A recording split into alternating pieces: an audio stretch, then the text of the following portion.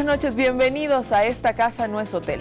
Este programa, para mí es un programa sumamente importante, porque se cruzan dos eventos sumamente importantes. La Feria de Santa Cruz. La Feria de Santa Cruz se ha inaugurado el viernes de la semana que ahora pasa.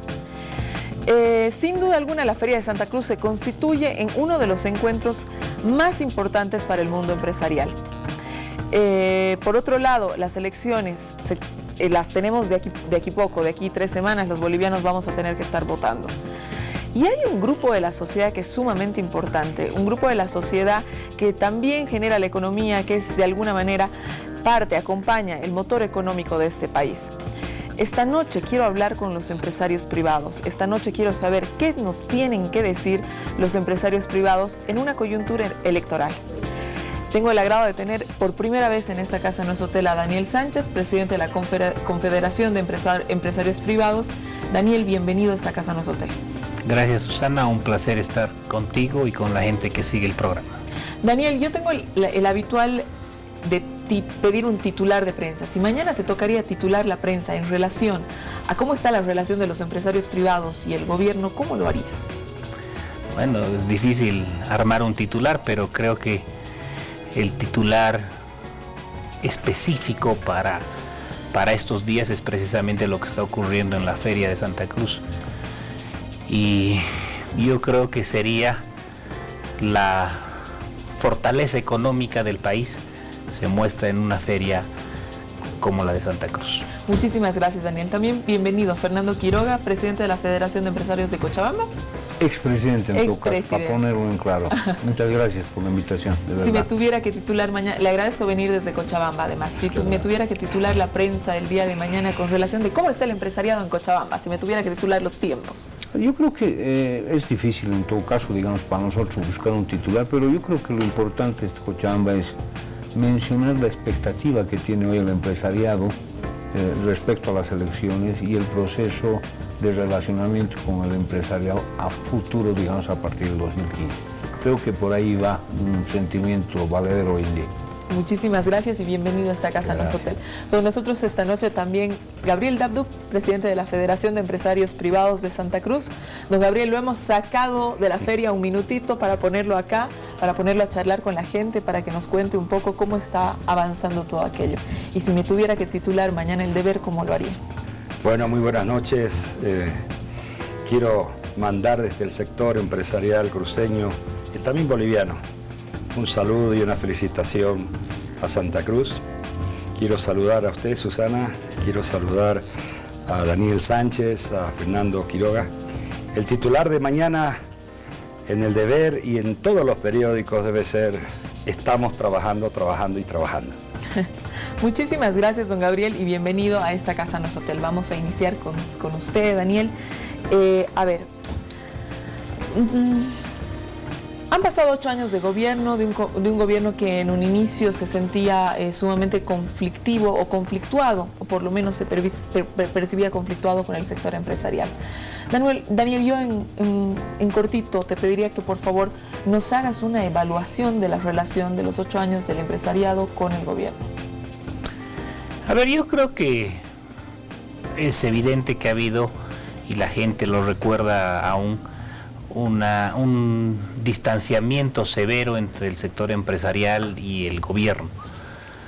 Pese a que nosotros desde el sector empresarial tratamos de no involucrarnos en política, de pronto ha sido un exceso de susceptibilidad de parte del gobierno en un inicio, tener que sentarse a dialogar con un sector importantísimo del país, que son precisamente los empresarios, los emprendedores, que estamos en todos los departamentos y que, bueno, pues vamos haciendo lo que nosotros sabemos hacer empresa.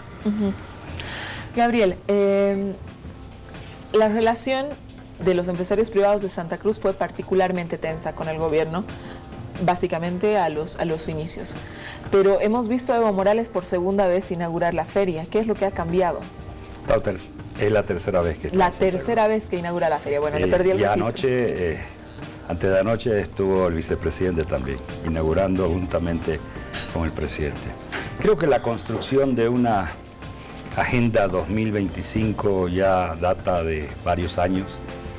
Desde Santa Cruz hemos podido aportar a esa Agenda 2025 en diferentes mesas de trabajo y diálogo. Hemos podido, hace 3 años publicamos un documento que se llama La Articulación Pública-Privada, que era Confianza para Crecer, eso se lo hizo el 2011. Posterior participamos en encuentros. El primer encuentro que hubo hacia el camino de la cumbre, que después se desarrolló en la ciudad de Cochabamba, fue en Santa Cruz. Por primera vez se llevó adelante con más de 1.100 participantes y el sector privado estaba muy activo haciendo propuestas. Creo que el pasar de las quejas a la propuesta fue algo fundamental para nosotros en Santa Cruz y que hemos podido llevar adelante todos unos trabajos que hacemos esa propuesta para poder crecer en alimento, en infraestructura. Y se hicieron 2 encuentros importantes en base a lo que fue alimento, infraestructura. Creo que eso marca la situación del país. ¿En qué momento se concilia entonces? Porque efectivamente había un distanciamiento, como bien lo ha señalado Daniel, lo hubo, los periódicos lo señalan, ¿no? ¿En qué momento logran ya, como el empresariado cruceño particularmente, hacer la conciliación con el gobierno? Esto lleva ya 5 años. Si se puede, yo diría la construcción de una confianza.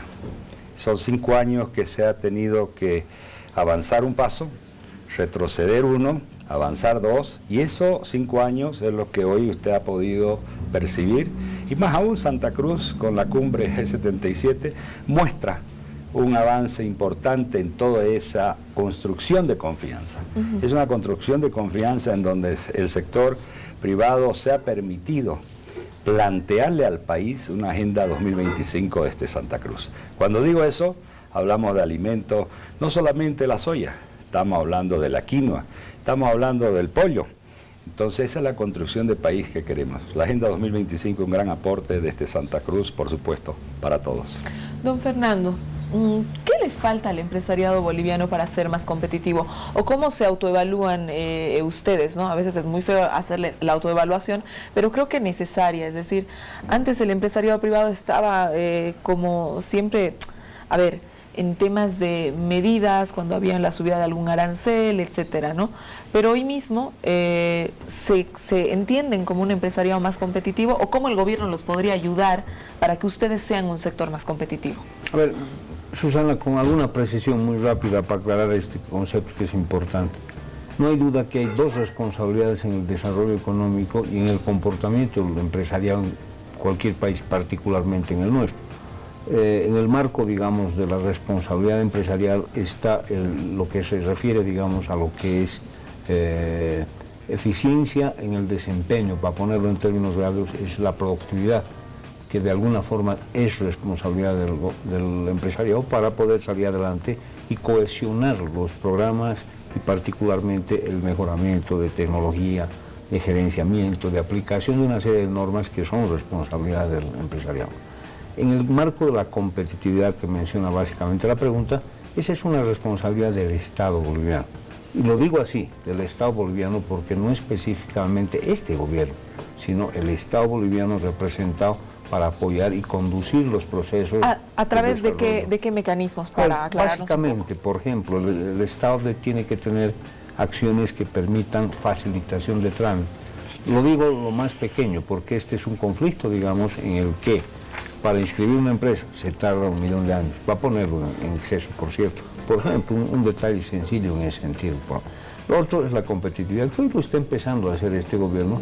Yo coincido con Gabriel cuando menciona que este ha sido un acercamiento de a poco, se ha ido construyendo esquemas de a poco. Yo creo que desde ese punto de vista, por ejemplo, el Estado boliviano debería permitir que el Estado boliviano sea más competitivo para su empresariado en el mejoramiento de carreteras. El transporte es un tema complejo en el marco de exportación, porque más allá de que tengamos o no soberanía de salida al mar de aquí en adelante o más allá, el tema del transporte, geográficamente vivimos en los Andes, para ponerlo en ese marco, y el transporte es dificultoso para los mercados de exportación hasta Puerto. Entonces, la competitividad que debería, es decir, ofrecer el Estado boliviano es básicamente rutas e infraestructura de transporte en términos generales, no solo carreteras, puede ser ferrocarril, aviones. Yo creo que ese es un elemento y algo que me voy a permitir en el marco del relacionamiento con el empresario. Nosotros tenemos un ejemplo muy claro en Cochabamba de lo que ha sucedido en este relacionamiento, que no ha sido fácil, por cierto, pero ha llegado un momento, en el año 2009, que lo habíamos conversado con Gabriel también en esos periodos tan difíciles. 2009-2010 tuvimos una crisis de maíz. La agricultura cochabambina, en términos más o menos rápidos, de los 180 millones de pollos que el país consume al año, 110 millones de pollo parrillero hace Cochabamba. De esos 110 millones de pollos, el 70% se vienen al Alto y a la ciudad de La Paz. Entonces, la sensibilidad de un sector agrícola que tiene dificultades en incremento de costos, como se dio aquel año, que de 52 bolivianos el quintal promedio de 2009 llegó hasta 180 bolivianos. Fue una crisis compleja, ni duda cabe Santa Cruz, con la producción de alimentos, en este caso de consumo animal, que es la más fuerte en el país, tuvo dificultades, hubieron problemas climatológicos, una serie de conflictos de esa naturaleza. Acudimos al gobierno porque fue una situación muy compleja, muy difícil, particularmente para los resultados económicos. El gobierno, y creo que hizo lo que debió hacer por esta importancia del sector agrícola. Nos ayudó a conseguir maíz, lo hizo por cuenta propia, y para ponerlo más o menos en ejemplo, al gobierno le costó como 125 bolivianos el quintal puesto Bolivia, y nos lo vendieron en 90 bolivianos. Este es, creo, una señal y un ejemplo claro de lo que se puede construir expresando las realidades y encontrando las soluciones conjuntas. Tomando una... Daniel, sobre ese punto, ¿cuáles han sido los otros mecanismos donde el gobierno haya podido facilitar también el trabajo de los empresarios, que más pedagógico de lo que ha ilustrado don Fernando no creo que se pueda leer, pero yo quisiera saber si es que existen otros mecanismos o no existen, ¿no? Para facilitar la empresa en Bolivia. A ver, lo que pasa es que desde el año 2006, donde se empezaron a cambiar algunas cosas, y el 2009, donde nació el tema de la nueva Constitución, hubo una implosión en el país gigantesca en temas de mercado interno, de mercado externo. El país empezó a crecer muchísimo y ni los empresarios ni los gobernantes habíamos pensado que iba a ocurrir un crecimiento de este tamaño. Todo se empezó a desbordar y se necesitaban carreteras, se necesitaban ductos de gas, se necesitaban mercados y empezamos a crecer desordenadamente. Parte de ese crecimiento desordenado es lo que vemos ahora. Tenemos unos grandes ingresos, una gran economía, un crecimiento bastante interesante, el segundo dentro de la región, pero no hemos estado preparados y lo hemos comentado con el presidente el día miércoles. Pese a todos los esfuerzos que hagamos los empresarios y pese a todos los esfuerzos que haga el gobierno, no se van a poder construir carreteras 1 kilómetro al día, no se puede construir. Tienes que tener muchísima infraestructura dentro del soporte de la construcción. Industrias nuevas van a nacer y están naciendo, pero no son industrias que se hacen de la noche a la mañana. Una industria tarda por lo menos 5 años en consolidarse en el mercado. ¿Hay un tema de competitividad ahí?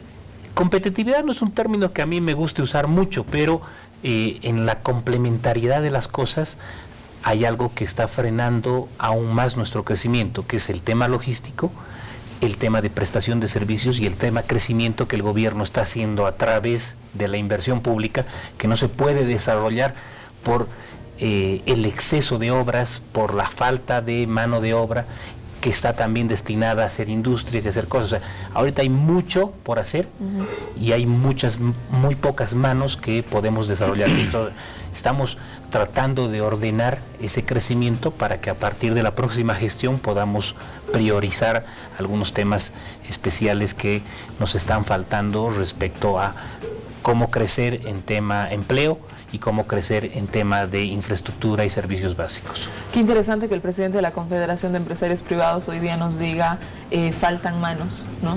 Eso quiere decir que la posibilidad de generación de empleos es muy amplia y eso realmente nos alegra a todos los bolivianos.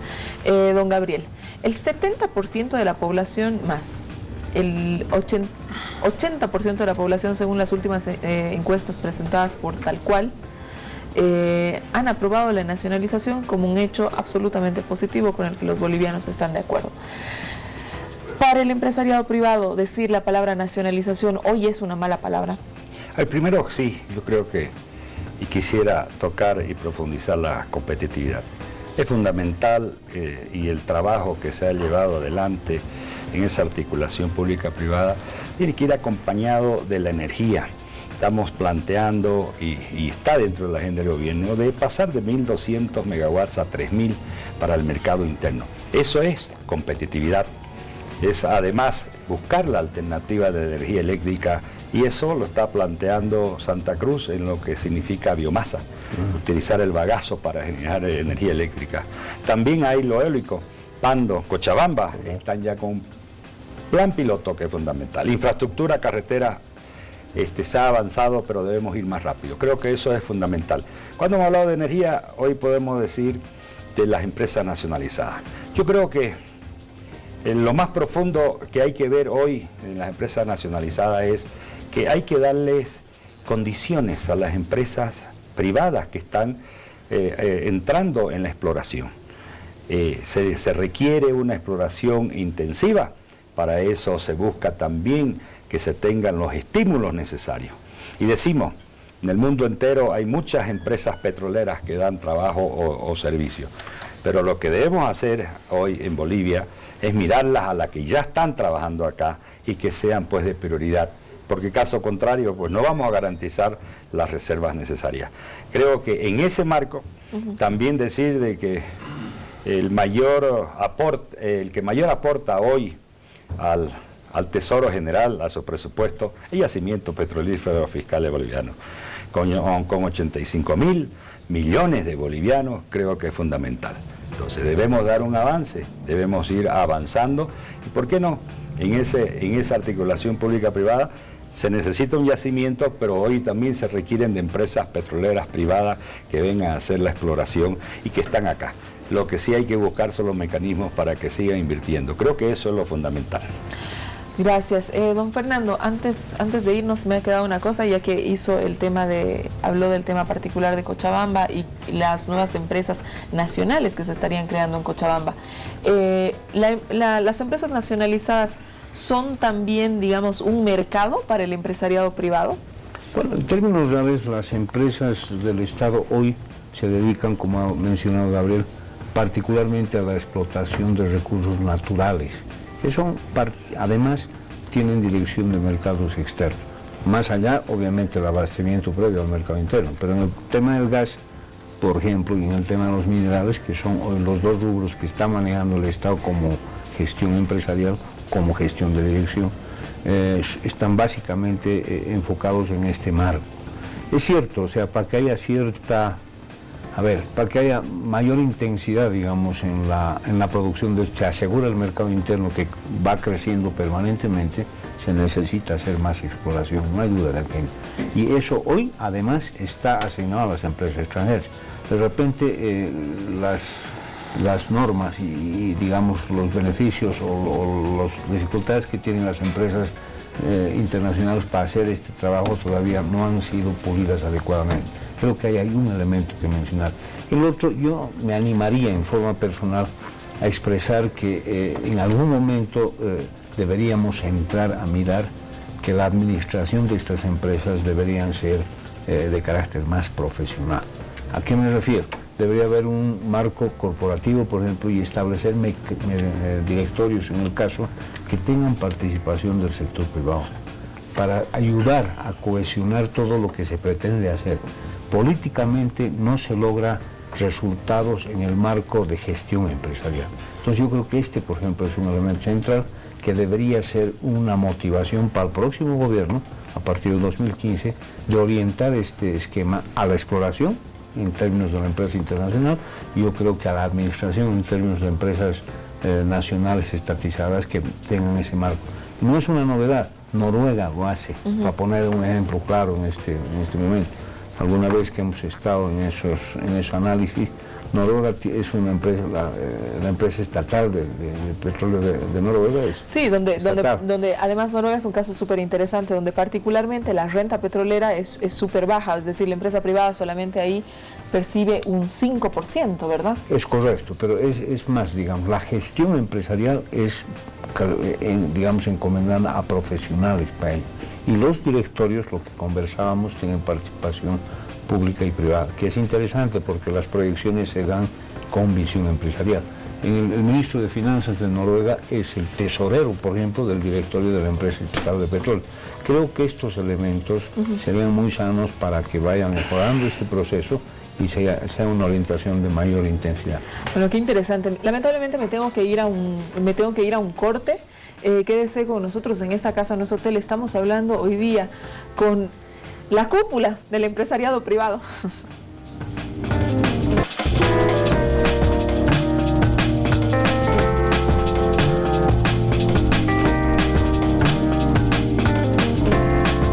Volvemos a esta casa, no es hotel, esta noche un programa sumamente interesante. Estamos hablando con el presidente de la Confederación de Empresarios Privados, Daniel Sánchez, el presidente de la Federación de Empresarios Privados de Santa Cruz, Gabriel Dabdub, y el expresidente de la Federación de Empresarios Privados de Cochabamba, don Fernando Quiroga.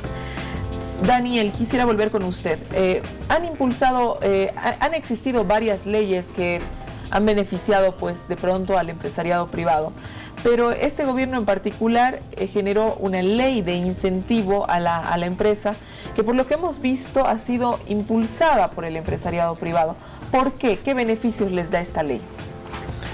A ver, en esa lógica de inclusión del sector empresarial para el fortalecimiento del propio Estado, había algunas patas cojas que se deben corregir y todavía existen. Hay algunas leyes que todavía tienen que salir para favorecer al sector. Y la lógica de la ley de inversiones es que se trató de cubrir algunas falencias como para poder atraer la inversión extranjera, para que conjuntamente con la inversión privada y la inversión estatal, en esa lógica plural de la economía que plantea la Constitución, podamos generar nuevas oportunidades. Faltan algunos complementos para esta ley, como por ejemplo la ley de conciliación y arbitraje.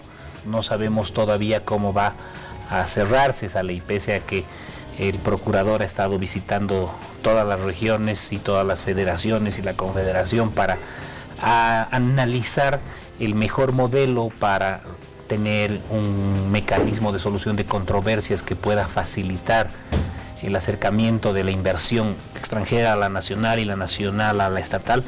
Bueno, todavía no hemos conseguido eso, pero estamos por información del procurador esperando que termine el 12 de octubre para que esa ley entre al Parlamento. ¿Ustedes participan en la elaboración de esta legislación? En la elaboración, por ejemplo, de la legislación, ¿se les ha consultado? ¿Ha habido algún proceso? Bueno, entiendo, don Gabriel nos decía en el anterior bloque que sí hubieron reuniones, entonces se extrae lo que ustedes ya habrían, no sé, negociado, por decirlo de alguna manera, con el gobierno.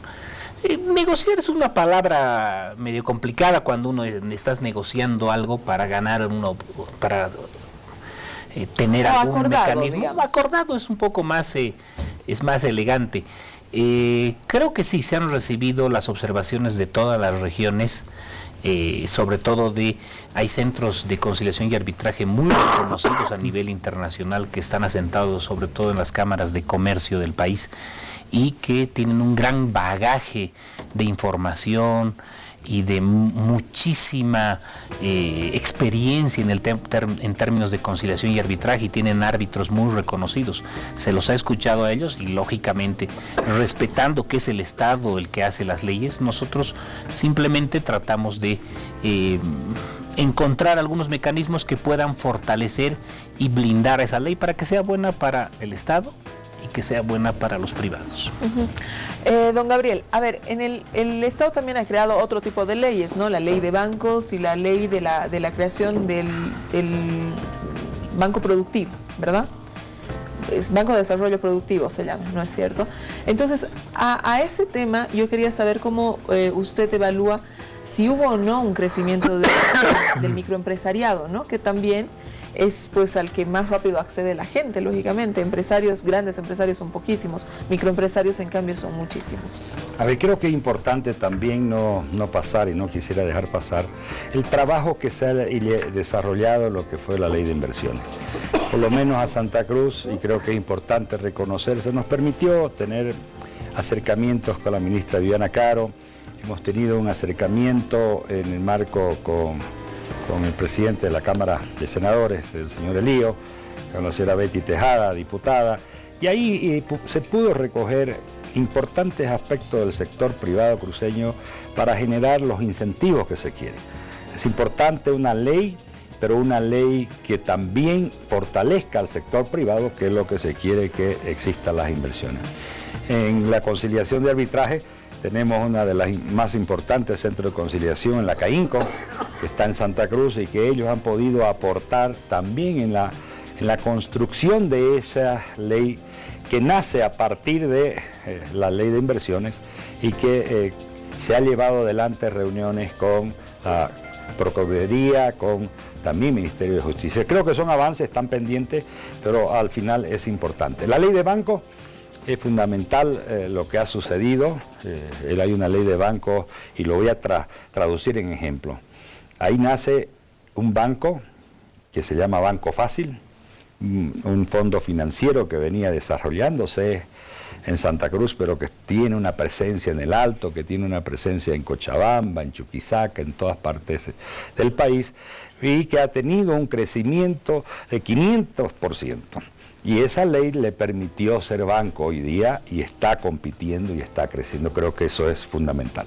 Y para responderle a su pregunta específica, ¿qué resultado hay con el BDP? Yo lo voy a traducir en datos. Fundempresa nos dice que en el país hay 150.000 empresas al día, al mes pasado. Santa Cruz cuenta con más de 42.000 empresas. La mayor cantidad de esas empresas son microempresarios. Están formalizados. Y esa es la forma para poder acceder a los créditos del BDP. Y ahí es donde podemos ver de que sí cumple una función el BDP de fortalecimiento también al sector microempresario o en todo aquello que es pequeño. Yo quería simplemente aclarar un tema de la ley de bancos que es importante y que se le hemos dicho al presidente en reiteradas oportunidades y el miércoles también. ¿Por qué no estamos pudiendo crecer en la prestación de servicios al Estado, a la obra pública? Es porque los bancos tienen que crecer también. Y la ley de bancos tiene unos mecanismos que no les permite crecer a los banqueros. Los banqueros, para poner en contexto general, son los que emiten las boletas de garantía para hacer las obras camineras, por ejemplo. Una obra que puede estar... Cualquier tipo de licitación. Una obra de 400 millones de dólares necesita 7% de seriedad de propuesta, 10% de cumplimiento de contrato y un 10 y un 20% de anticipo para hacer la obra. Si los bancos no tienen ese capital, tampoco pueden acompañar con las boletas de garantía, lo que hace que todo se vaya trancando hacia atrás. Entonces, hay que permitir con la nueva ley de bancos que los banqueros también crezcan en patrimonio y ese patrimonio les permita y nos permita a todos acceder a esas boletas de garantías, al Estado y a los privados. Entonces, hay que tener cuidado en esa ley para que los mecanismos que van surtiendo cada cierto tiempo, van sacando reglamentos para cada momento que se presente o para cada aspecto que se quiera regular. Pero hay que permitirle a la banca acompañar ese crecimiento gigantesco al que me refería al principio. Nadie preveía un crecimiento como el que estamos teniendo ahora, pero para eso tenemos que tener organismos que garanticen que se van a cumplir las obras. Pero quería hacer una aclaración para ese tema. Don Fernando, gracias por la aclaración que ha estado sumamente importante. Don Fernando, se ha congelado en varias oportunidades aquí las exportaciones. Por ejemplo, cuando hubo la crisis del azúcar, se prohibió la exportación de azúcar, se prohibió la exportación de aceite, hasta poder cumplir con el mercado interno. ¿Cómo usted, viniendo de un rubro tan específico, ¿no?, que provee en realidad básicamente alimento al mercado interno, cómo evalúa esta medida? A ver, en el caso particular avícola cochabambino, para ponerlo en esa dimensión, no hay duda que la provisión de insumos de consumo animal de Santa Cruz es vital. Desde ese punto de vista, no hay absolutamente ninguna duda que la accionar, en este caso, del empresariado cruceño en su momento, no acompañó, quién sabe, una interrelación más precisa en lo que significa, digamos, el comportamiento de precios y la administración de ellos. Y soy específico en qué sentido. El gobierno suspendió, por ejemplo, y lo ha dicho Susana, la exportación de aceite por el problema, digamos, de provisión de soya a los agricultores de Cochabamba en este caso, pero no es específicamente por los agricultores. ¿A qué me refiero? Santa Cruz hace 2 millones de toneladas por año de soya solvente, para poner el mejor ejemplo de consumo animal. El 20% se queda en el país, el 80% se exporta. Entonces, de repente estas distorsiones, en vez de ser aclaradas y especificadas con los protagonistas iniciales, en este caso las aceiteras, se han prohibido las exportaciones en un afán básicamente de exigirles que haya un mejor manejo en la política de precios hacia los consumidores bolivianos que son criadores de alimentos, o sea, transforman, digamos, para la soya para alimentos. Yo creo que este es un elemento que se ha distorsionado desde ese punto de vista. El caso del maíz es un poco más complejo, porque evidentemente no se hacen 2 millones de toneladas por año, se hacen 500.000 toneladas. Cuando hay una baja, como nos ha ocurrido en su momento, el impacto es muy fuerte. Y por cierto, que una de las medidas del gobierno también en este caso particular fue suspender las exportaciones que Santa Cruz las hace particularmente al Perú, como un beneficio a los agricultores, para ponerlo en este marco. Entonces yo creo que esas son algunas distorsiones que se han dado que no terminan de resolver el problema. Los problemas se resuelven sentándonos en conjunto. Para ponerlo en contexto, ANAPO, en este caso de Santa Cruz, y Promasor, que son los productores, o sea, la representación institucional de los productores agrícolas, con los consumidores de productos de uso animal, para ponerlo en términos reales, y el propio gobierno para establecer nexos. Créanme, Susana, lo hemos logrado, y Gabriel es testigo de esto, que lo hemos logrado hacer una muy buena cohesión con ANAPO, con Promasor y obviamente con el gobierno para manejar estos temas con mayor tranquilidad. Solamente quiero hacerle una acotación antes de que la ley de incentivo a las inversiones. A ver, yo creo que han hecho un gran trabajo, unido a CABE, tanto en Santa Cruz como en la Confederación, para armar esta primera base de ley de inversiones, que es importante, unido a CABE, pero en la concepción cochabambina, podría decir, desde ese punto de vista, este es un primer ejercicio, Susana. Lo que necesitamos en el fondo es, además de esto, entrar a ciertas especificidades. ¿A qué me refiero? Desde el nombre, deberíamos hacer ley de incentivo, atracción y facilitación de las inversiones. Esto para proyectos específicos y especiales. Por ejemplo, en el caso cochabambino, el Chapare necesita una ley, el Chapare tropical, para ponerlo en términos generales, en producción, digamos, industrializada, agropecuaria, si el caso fuese, necesita una ley específica y especial. Invertir en el Chapare hoy todavía es complejo, porque no tiene infraestructura básica, por ejemplo. Entonces se debería hacer una ley especial para el trópico de Cochabamba, en este caso, para poner como un ejemplo específico, digamos, de región del país o de área geográfica, en el que se permita hacer, por ejemplo, parques industriales que puedan tener beneficio tributario, laboral, de inversión, o sea, de capital de inversión, y pueda ser dirigido, por ejemplo, a exportación. Esto es un tema central. Se lo hemos dicho al gobierno, por ejemplo, para hacer un parque industrial de esta naturaleza que pueda estar al lado del aeropuerto Chimoré, que va a ser internacional dentro de poco, y que permita hacer una inversión en este caso y una acción de desarrollo económico, por ejemplo, en exportación fuerte de flores exóticas que salgan por avión y que se pueda hacer un marco de esta naturaleza, u otros productos más que se puedan. Este es un elemento que hay que continuar a la ley de inversión, de incentivo de inversiones que han aprobado y que necesita el país en conjunción, vuelvo a decir, para hacer un desarrollo mucho más a proyección y objetivo a futuro. Don Gabriel, a ver, hay medidas sociales a las que el gobierno ha ido apuntando, ¿no? Una de estas, se lo he escuchado también al ministro de Hacienda, a don Luis Arce Catacora, indicar que, por ejemplo, la inyección del doble aguinaldo era una inyección importante, económica, que generaba una movilidad y un crecimiento dentro del mercado interno. En paralelo, el empresariado tuvo ahí ciertas dudas, hemos escuchado los reclamos, etcétera. Finalmente el doble aguinaldo se cumplió, se pagó, no existieron esos despidos masivos o existieron, ¿no? La pregunta, ¿se cerraron muchas microempresas o no se cerraron? A ver, es importante resaltar acá que creo que Santa Cruz fue muy claro en el aspecto del doble aguinaldo. Y en ese sentido, lo sabemos, requería de un gran esfuerzo del sector empresarial, no solamente ese primer aguinaldo, el que se viene ahora, pero tuvimos esa posibilidad de poder viabilizarlo, charlando, dialogando con el ministro Arce Catacora, que lo tuvimos en Santa Cruz varias veces, porque fue un decreto ya aprobado. Y en ese gran esfuerzo el sector empresarial viabilizó.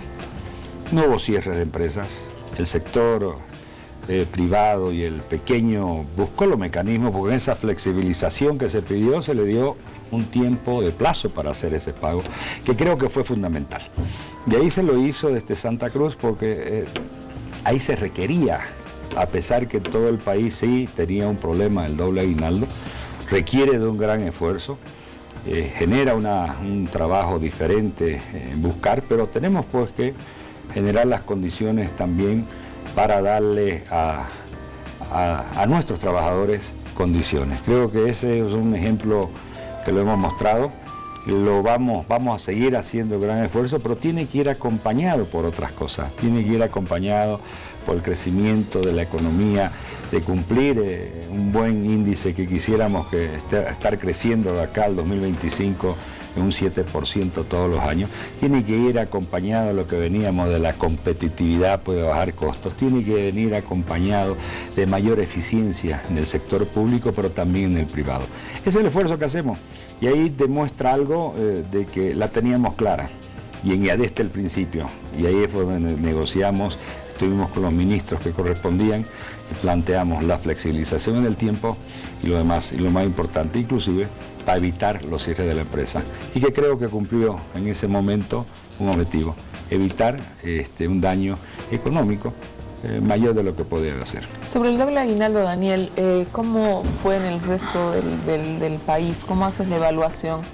Porque ahora este año hay que dar el doble aguinaldo, ¿no?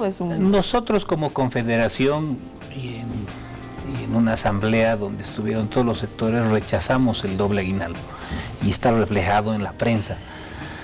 ¿Por qué? Porque la base de cálculo de las empresas y el presupuesto de todas las empresas se hace a principios de año. Si una medida no planificada se presenta como un tema como el que se presentó de repente, el tema del doble aguinaldo, pues por supuesto que afecta la economía de las empresas. Es más, se tomó un número para el crecimiento. Si se crece al más del 4.5, siempre habla de doble aguinaldo. Hay sectores que no han crecido al 4.5. Hay regiones, y tenía el reclamo en una charla con mi amigo, el presidente de la Cámara de Industrias de Cochabamba, precisamente, que me decía, oye, la industria cochabambina no ha crecido al 4.5. ¿Cómo vamos a poder enfrentar un doble aguinaldo en la industria cochabambina si el crecimiento ha sido menor a ese número? He estado visitando Trinidad, Ribera Alta, donde ha habido las inundaciones, y la gente también tenía el problema de poder afrontar el doble aguinaldo.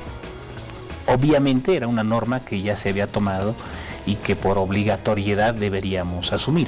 La ley se tiene que cumplir y nosotros cumplimos la ley. Pero hay que tener cierto cuidado en mantener los equilibrios.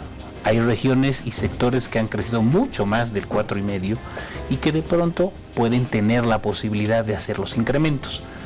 El resto de los sectores y el resto de las regiones que no pudo crecer ese 4.5 tuvo que inventarse una reingeniería de sus finanzas, acudir a los bancos para solventar, y no creo que Fernando tenga otro tipo de información, porque particularmente Cochabamba estuvo muy afectada.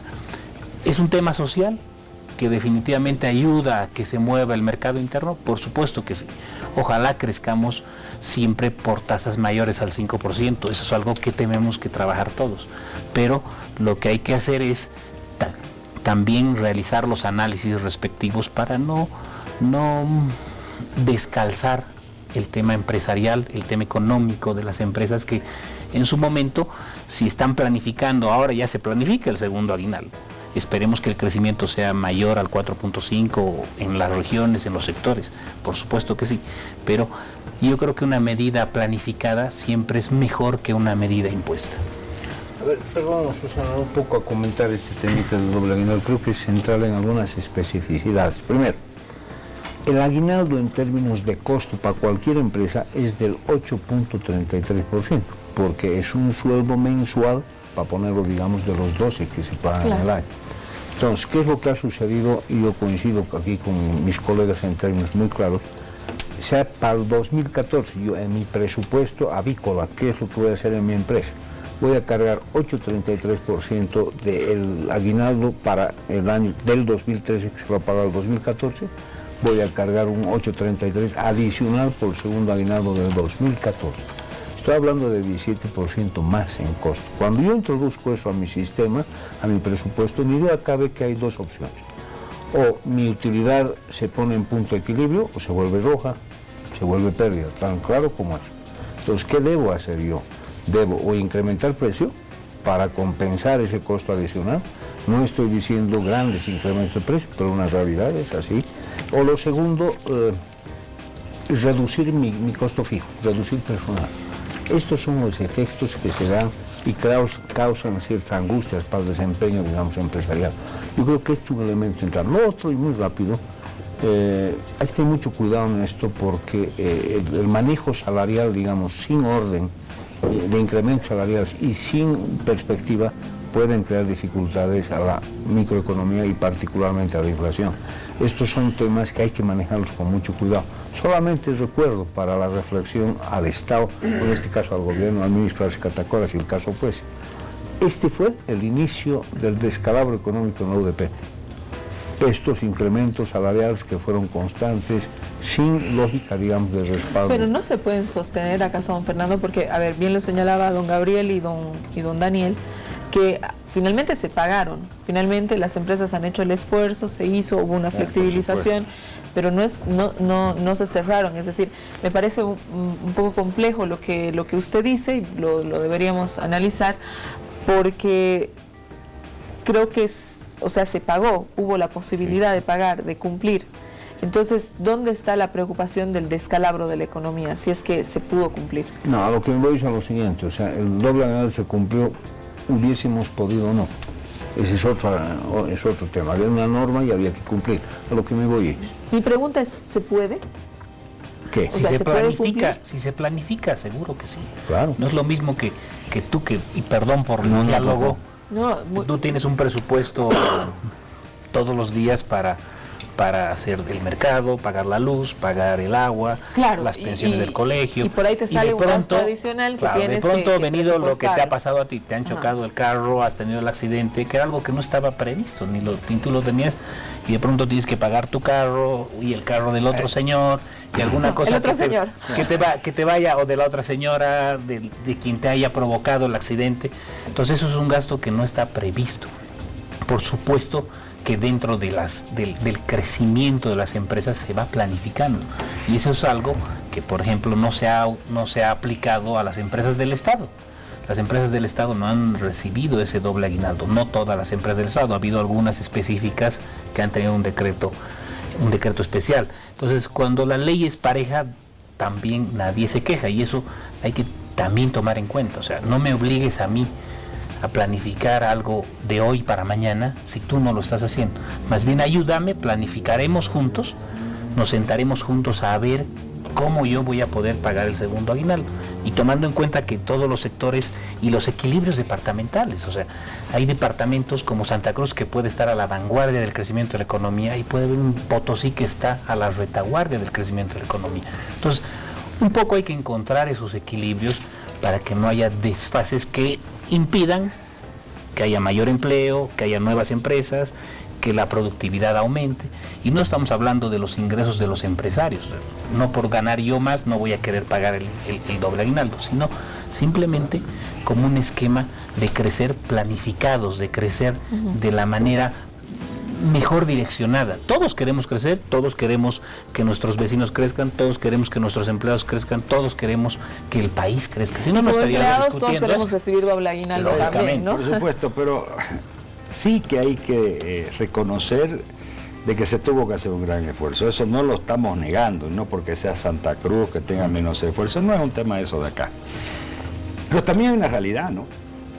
Ese decreto ya fue aprobado. Una vez aprobado viene y nos dice. Entonces, teníamos que tener las cosas claras. Y si no la tenemos, no se puede uno oponer por oponer. Cuando todos los crecimientos hoy indican de que Cochabamba está al 5.45. Hay una realidad. Es bueno sí planificar, pero lo mejor fue que negociar, ver que se flexibilice para evitar cualquier problema profundo que pudo haber a diciembre. Eso permitió pasar esa no planificación que se está hablando. Y por supuesto, es un esfuerzo y que va a beneficiar a nuestros mismos trabajadores. Y lo mejor fue dar ese esfuerzo. No estoy diciendo que es fácil, no estoy diciendo que no nos causa problemas. Estoy diciendo que hay que ingeniarnos, hay que ser creativos y más bien pedir que haya más inversión. Seguimos en esta casa, no es hotel, nos vamos a un corte, pero continuamos hablando con los empresarios privados.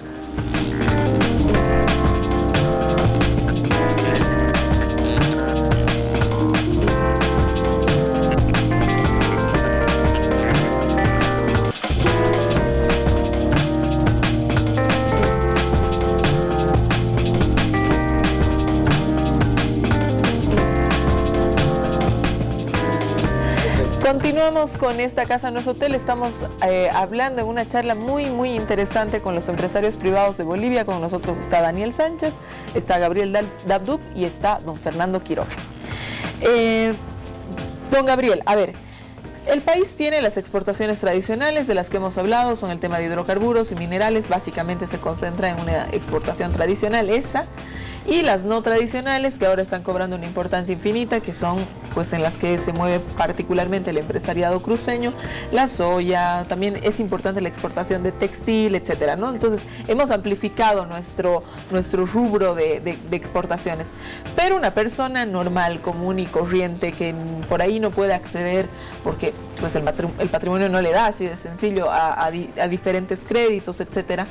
¿Dónde debería el ciudadano común interesarse en invertir? A ver, creo que es fundamental, y lo planteamos en la Agenda 2025, el mayor crecimiento que estamos yendo hacia alimentos, hacia la industrialización, y fundamental. Ahí lo que queremos que el año 2025 depender menos de hidrocarburos y minería y más bien tener mayor producción en lo que es alimentos, lo que significa industrialización, para generar las condiciones de lo que es el empleo. Creo que es fundamental. Y quiero darle unos datos con respecto a Santa Cruz, que por ejemplo los últimos 10 años en las exportaciones no tradicionales. Ha habido un incremento muy importante, casi de 260%. Estamos hablando que de este año 2003 al 2013 son 40.000 millones de dólares que se han exportado. Eso significa un crecimiento importante, no solamente en soya, estamos hablando de la chía, que hoy está muy de moda. Lo hemos escuchado al presidente en la inauguración decir que tomaba chía, porque algún empresario se lo sugirió. El presidente de la CAO, en una de sus reuniones que tuvo, le invitó chía. Hoy lo está consumiendo, todos lo consumimos, mucha gente está consumiendo chía.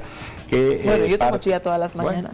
Hay un producto que se llama Venexia, que son suplementos que son importantes dentro de lo que es el organismo. El gran crecimiento también en productos no tradicionales, le puedo decir, de bovino, de carne, aún así cuando uno lo ve que ha habido un tema climatológico de golpe, pero también se ha podido exportar carne. Ese gran crecimiento, estamos hablando de que va también acompañado con un buen crecimiento en las importaciones hacia Santa Cruz. Y le voy a decir dónde. En bienes de capital. Eso significa que se está invirtiendo en tecnología, eso significa que estamos invirtiendo en las esas máquinas que hoy la tenemos en la feria, que son esas cosechadoras que están en el orden de $350.000 a $500.000, pero con tecnología de primer mundo. Vemos esas máquinas que se manejan con GPS, vemos que se necesita también en acompañamiento de la educación y la capacitación para manejar, y ahí tenemos el Infocal, dentro de lo que está haciendo un trabajo con las diferentes empresas que están trabajando. Creo que donde quiera invertirse, es lo importante, estamos marcando alimentos. Y cuando hablamos ya de Bolivia, estamos hablando también de Cochabamba, importante los huevos, los pollos, fundamental ese trabajo que se está desarrollando. La leche ha tenido un gran crecimiento en las exportaciones en los últimos 2-3 meses, a partir de julio, agosto. Ahí van a ver esos datos. Por eso ahí tenemos una PIL que está exportando y más aún siguen faltando fábricas para poder hacer más leche. Yo creo que en ese trabajo los productos no tradicionales es lo ideal, y ese es algo que debemos ver entre todos, y eso en todo el país. Sobre la misma pregunta, en Cochabamba, ¿dónde se estaría aperturando el mercado? Es decir, la persona que nos está viendo ahorita de Cochabamba, ¿qué sugerencia usted daría? ¿Por dónde habría que empezar a hacer un nuevo crecimiento empresarial? A ver, yo creo que es básico tener claridad, no solamente, digamos, en el empresariado, en la sociedad civil, sino también en el gobierno. ¿A qué me refiero? La suerte del país en crecimientos sostenibles, en términos reales por encima del 7 al 10%, requieren ampliar la visión de exportación. ¿A qué me refiero? Perfecto lo que es la tradicional, que hoy está funcionando, es la base sólida del valor total de exportaciones hoy que las hace el Estado boliviano, gas, minerales, para ponerlo en términos reales. La no tradicional, ni duda cabe, el liderazgo de Santa Cruz, no solo con lo que hace, sino con la proyección que tiene al 2025 en la agenda establecida con el gobierno, está clarísima. Cochabamba, ¿qué debe hacer? Impulsar mucho más fuertemente las no tradicionales. ¿A qué me refiero? Hoy Cochabamba tiene liderazgo en exportación, para ponerlo en términos reales, leche, un PIL, eso no hay duda, han hecho un gran trabajo y un gran desempeño. Lo hace en madera, en términos de muebles, lo hace en términos de confecciones con mucha intensidad, y básicamente hace algunos productos industriales adicionales, sal y una serie de elementos de esa naturaleza. Pero Cochabamba debe hacer un reimpulso a eso, porque ha quedado de alguna forma rezagada en ese marco. Entonces, ¿a qué me voy? Hay que ser muy preciso en esto con el gobierno boliviano, en el sentido de evitar el rentismo que ha dañado a todos los procesos económicos y políticos de este país, empezando desde el liberalismo de principios del siglo XX hasta hoy. Sigue siendo, digamos, la potencialidad de la exportación de recursos naturales no renovables. Esto es lo que se ha denominado rentismo o la enfermedad holandesa, pero cuando esto termina hay descalabros económicos. Entonces, la sustitución o el paralelismo en hacer exportaciones no tradicionales tiene que ser una apuesta del país, pero en términos reales y efectivos. Y acá se debe hacer una relación, querido Daniel, en términos, digamos, del empresariado a nivel nacional con el gobierno boliviano, para hacer en forma conjunta, abrir esos mercados, ver las regiones, qué capacidades, qué vocaciones productivas tienen, para mirar en esa lotanaz. Yo creo que este es un elemento que hay que manejarlo en esa dimensión. De repente es mucho más profundo que la propia ley de inversión, se los pongo así, pero hay que hacerlo. Perdón, yo quisiera, antes de cambiar Cochabamba, que la Federación de Empresarios Privados de Santa Cruz, fuimos invitados a un trabajo que hicimos con la alcaldía y la gobernación, y veíamos ese potencial enorme que tiene Cochabamba, y lo felicito porque lo ha asumido hoy Cochabamba, en el trabajo tecnológico, en lo que significa la escuela hacia lo que es el saber.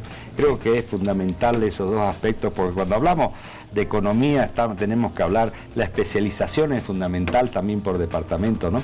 La salud y lo que es todo lo que estamos hablando de las redes sociales que puede desarrollar Cochabamba es fundamental. Lo felicito. No, gracias, Javier.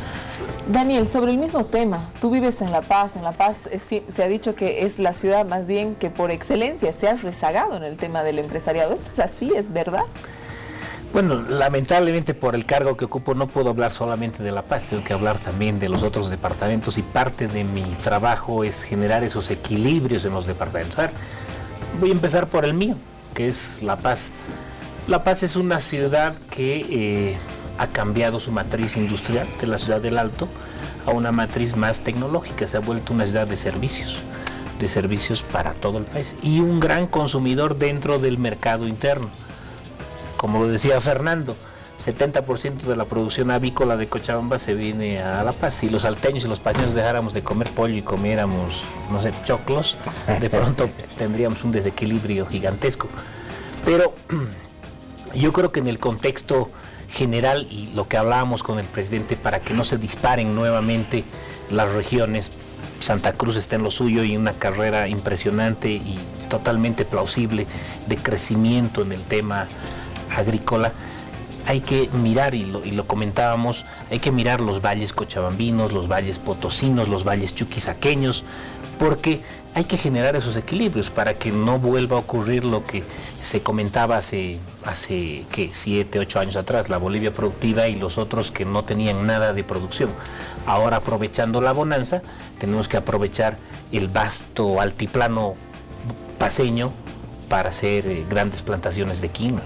Hay unos programas que se están haciendo y que se los hemos mostrado al gobierno para hacer un cultivo de quinoa extensivo, aprovechar la vid tarijeña, aprovechar los ajís chuquisaqueños, la riqueza minera potosina. La minería, mal que mal, va a ser el futuro de nuestro país. Al margen de los ingresos por hidrocarburos, Bolivia tiene 2 cordilleras y el hermoso precámbrico, donde hay minerales que nos van a ayudar a seguir saliendo hacia adelante, como lo hemos hecho con la nacionalización de los hidrocarburos, que han sido ingresos cuantiosos para el Estado. Atraer inversión minera, estamos hablando de que se puede traer fácilmente en los próximos 10 años 50.000 millones de dólares en atracción minera.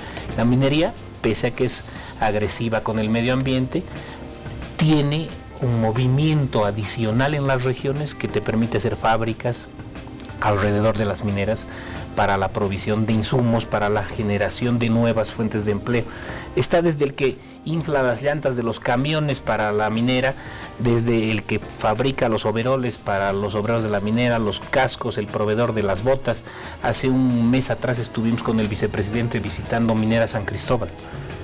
En el aniversario de San Cristóbal fuimos a visitar la minera, y en la minera él tuvo la posibilidad de palpar de que esa gran inversión con responsabilidad puede venir y multiplicarse en el país. Por eso en sus discursos quisiéramos 3 o 4 o 5 mineras San Cristóbal. ¿Por qué? Porque la minera, solo esa minera da fuentes de empleo directas 3.500 e indirectas genera 5 pueblos alrededor de San Cristóbal, todos trabajan vinculados a la minera. Y adicionalmente todas las empresas de transporte, todos los que proveen de logísticas. Entonces hay que ir pensando cómo vamos a generar esos equilibrios en los departamentos, que los pide tanto el presidente, aprovechar los ricos valles, el vasto altiplano, fortalecer la ganadería veniana. Por ejemplo, en el Tibnis vamos a tener no más que apoyar la construcción de la carretera. Esa carretera es fundamental para el crecimiento de Cochabamba y para el crecimiento del Beni. Este año deberíamos entre todos generar esa discusión nuevamente para desarrollar esa carretera. El tema forestal, la pesca, y hablábamos de la vid tarijeña, de los ajís chuquisaqueños. La bonanza tiene que traer más producción y más empleo. Reitero, al margen de eso están todos los aspectos que mis colegas han señalado. Seguridad jurídica. Uno habla de seguridad jurídica, hay tomas de tierras en Santa Cruz que hasta ahora no se están pudiendo resolver. La confianza en la justicia boliviana está por los suelos. Ese es un tema que hay que ir resolviendo. Hay muchas cosas que debemos empezar a trabajar a partir del 13 de octubre, puesto que, como tú bien lo decías, estamos a 20 días de la elección y bueno, estas épocas son más difíciles de encontrar a los ministros, al presidente, al vicepresidente, que están haciendo lógicamente su campaña electoral, ¿no? Don Gabriel, ¿es verdad que Bolivia atraviesa su mejor momento económico? Bueno, se lo ha señalado que el mejor momento económico histórico que habría vivido el país. ¿Usted está de acuerdo con esto? Yo creo que estamos bien, no hay que dudar de eso, pero hay que buscar estar mejor, y ese es el planteamiento que venimos haciendo a la Agenda 2025. Estamos planteando con cifras concretas estamos planteando poder crecer de 15 millones de toneladas métricas de alimento a 45 millones de toneladas métricas. Eso estamos hablando de 24 millones de toneladas métricas para el mercado interno, para poder garantizar a don Fernando Quiroga que tenga su alimento para los pollos, poder generar también, y de ahí poder generar 21 millones de toneladas métricas de exportaciones. Eso estamos hablando de 13 millones de hectáreas cultivadas, estamos hablando de 13.000 millones de inversión privada. Cuando hablamos eso de 13.000 millones de inversiones privadas, estamos hablando 10.000 al alimento y 3.000 millones a lo que significa industrialización. Cuando hablamos de infraestructuras, también estamos planteando inclusive llegar en total a 59.000 millones de dólares. Eso es inversión. Y todo eso ya está planificado, o sea, todo eso tiene está en la Agenda 2025 ya. Claro, pero más allá de que esté en la Agenda 2025 y que ustedes ya hayan haber establecido un norte al 25, que es fundamental, me interesa un poco saber hasta qué punto esto es real, que va, o sea, el papel aguanta todo, ¿no es cierto? Pero hasta qué punto están marcadas las inversiones, etcétera. Pero está todo dentro de lo que es sectorizado, está inclusive monetizado en cantidades. Ahí podemos decir, por supuesto, cuando hablamos 2025 son pocos años, si lo vemos en ese índole. Por eso, razón, con la reunión que tuvimos en varias ocasiones con el vicepresidente, planteamos agarrar el primer millón de hectáreas y decir, ok, ¿qué es lo que necesitamos hoy en carreteras? ¿Qué es lo que necesitamos hoy en temas fluviales, en lo que significa ferrocarril? Pero si nosotros vamos desmenuzándole bulo, Montero ya está adjudicado, se está construyendo. Lo que estamos haciendo, y entro a la propuesta, es que siga avanzando a los sectores productivos. Queremos que llegue a San Pedro, donde hay una nueva planta sucroalcoholera, que es Aguaí, donde por esa razón tenemos un buen crecimiento de las exportaciones de alcohol en productos no tradicionales. Cuando hablamos también en el marco de infraestructura y de apoyo, también decirle, ya es un hecho de que vamos a tener una fábrica de cemento que es en Yacuces y que está en Itacamba. Cuando hablamos de desarrollo dentro de lo que significa el sector privado, estamos hablando de un parque industrial que existe en Santa Cruz y que se está desarrollando el segundo, que es uno de los más grandes de Latinoamérica, con 2.200 hectáreas, donde ya hay 350 empresas que han comprado espacio. ¿Sabe cuánto hay en el parque industrial tradicional que tenemos en Santa Cruz? 600. Entonces ya ese parque está mostrando el crecimiento. Cuando hablamos de sectores, evidentemente, Rosita es fundamental. Pero hay que decir, hubo un problema con la empresa china, pero lo que ya se ha dado es recursos económicos para hacer los trabajos a diseño final. Yo creo que hay un avance, pero debemos acelerar. Por esa razón, con el vicepresidente y con el presidente hemos dicho, y nos ha retado, agarremos el primer millón de hectáreas y para hacia dónde vamos. Y les puedo dar también muchos más datos concretos en aspectos que es lo que vemos con obras. Creo que es fundamental seguir creciendo, y son momentos en que hay que aprovecharlo, y solamente se lo puede tomar el mayor beneficio cuando hay una articulación pública-privada y nos va generando las condiciones de infraestructuras, carreteras, pero por el otro lado también tiene que acompañar el sector privado. Más allá de los problemas que tenemos coyunturales, que lo llamamos, como el hecho de restricción a las exportaciones. Pero estoy seguro, cuando lleguemos a producir esos 21 millones de toneladas métricas para el mercado interno y podamos exportar, se tiene que viabilizar toda la exportación. Le agradezco, nos tenemos que ir a un corte y ya volvemos con ustedes. Quédese en esta casa, no es hotel, estamos en una charla interesantísima con los empresarios.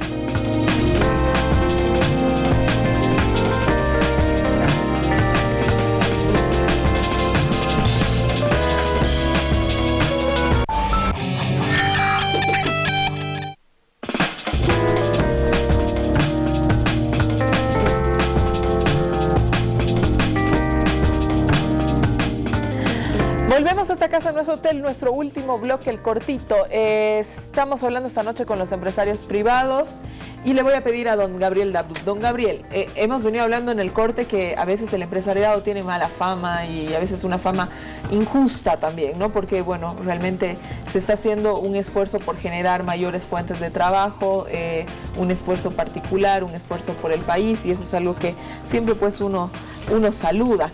Se ha dicho que se han vinculado últimamente con el gobierno en demasía. Un candidato, de hecho, los ha acusado de haberse vendido al proceso. ¿Esto es así? Y me responde eso y por favor lo invito a despedirse de la gente.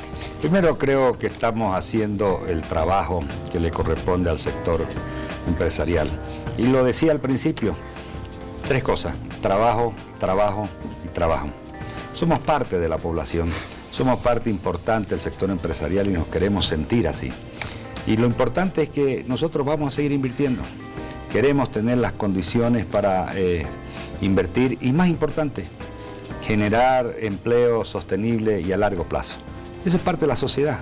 Somos un sector importante dentro de la sociedad que queremos es trabajar, trabajar, trabajar, pero lo fundamental, que eso nos tome en cuenta no como lo que algunas personas nos pueden decir, sino que con los hechos. Somos empresarios, hacemos empresas para ganar dinero, pero también lo que es fundamental, generamos empleo. Y es el trabajo de eso que se tiene que llevar adelante. Por eso digo, el sector empresarial va a invertir en educación y capacitación.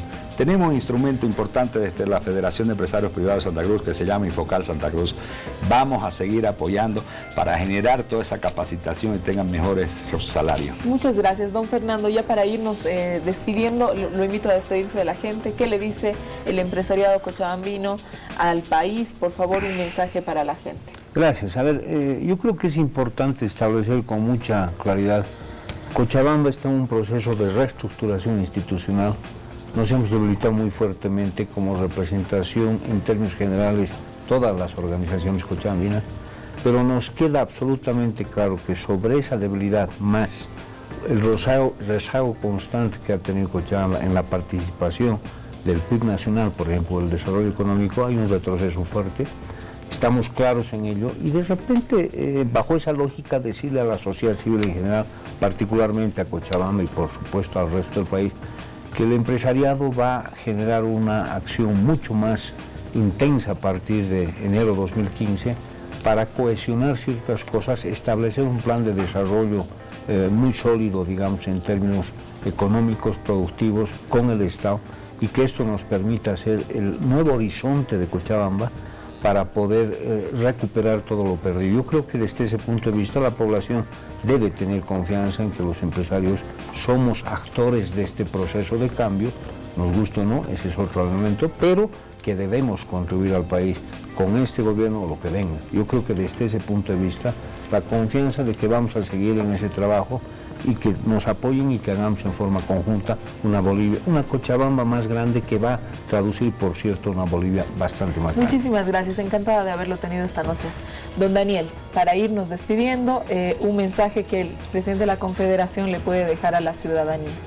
A ver, este es un país, y hablo por todos mis hermanos de los departamentos donde hay empresarios en el rincón más alejado de nuestro país y en la ciudad más grande del país. Este es un país del nuevo milenio por su potencia agrícola, por su gran riqueza natural, por su fantástica biodiversidad, por su riqueza cultural, por el amor que le tenemos a la naturaleza, por una gran competencia intelectual que tenemos los bolivianos, porque somos seres humanos impresionantemente hábiles para hacer las cosas.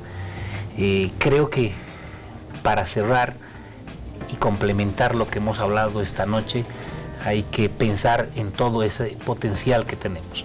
Ese potencial nos va a servir a todos los bolivianos para terminar de construir este país.